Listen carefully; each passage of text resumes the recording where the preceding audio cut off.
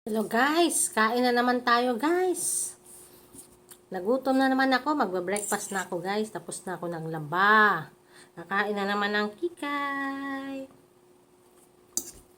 Ayan guys, ang aking kakainin ay sotanghon. Ayan ang haba oh. Ito dapat ang handa sa birthday. Kasi mahaba, pampahaba ng buhay. Chow! O, kain na tayo guys. Yan, habang mainit pa ang aking sotanghon. Nagutom ako sa kakalaba.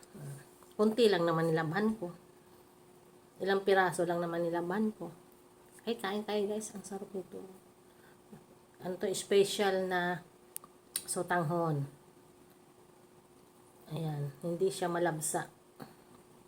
Kaya tikman ko.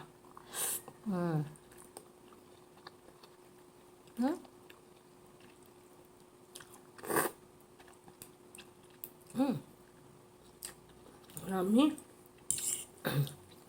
Sarap. Hindi siya maalat. Sarap. Yum yum. Yum yum.